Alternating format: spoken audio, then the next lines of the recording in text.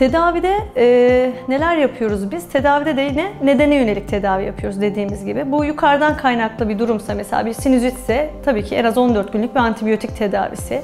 Geniz akıntısıysa burnu açma, dekonjestan ya da ağızdan antihistaminik tedavileri verebiliyoruz. Onun dışında hava yolları direncine neden olan reaktif hava yolu, astım gibi ya da bronşiyolit gibi durumlarda hava yolunu rahatlatıcı bronkodilatatör tedaviler, havalar, nebul tedavileri verebiliyoruz. Yine alerjik çocuklarda dönemsel alerji tedavilerini düzenleyebiliyoruz. Ve bunun nedeni kimi zaman psikojenik bir öksürük bile olabiliyor. Özellikle bazen geceleri ya da uykuda azalıp oyun sırasında çocuğun öksürmeyip gündüzleri bilerek şiddetli öksürüklerle gelmesi bize bazen psikojenik öksürüğü bile düşündürebiliyor. Bunun da terapisi mesela psikojenik olabiliyor. Reflüde yine antiasit ilaçlar kullanabiliyoruz. Yatış pozisyonu değiştirebiliyoruz çocuğun. Beslenme alışkanlıklarını değiştirebiliyoruz. Yani gördüğünüz gibi her nedene yönelik tedavimiz değişmekte. Hani sadece bir şurup tedavisi yok. Hem çocuğun eğer bir alerjisi varsa alerjenle temasını kesmemiz gerekiyor.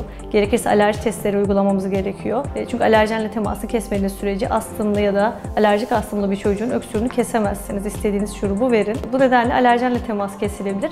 Önceliğimiz çocuğun rahat nefes alacağı temiz bir hava ortamı sunmak. Bu da odasındaki birçok düzenlemelerden geçiyor. Burnunun rahat nefes almasından, burnunu deniz sularıyla, serin fizyolojiklerle açmamızdan geçiyor. Alabileceğimiz basit önlemler ebeveynler olarak bunlar. Ama sonrasında bir şeyler eklendiğinde muhakkak işin uzmanına danışmak gerekiyor, doktora başvurmak gerekiyor.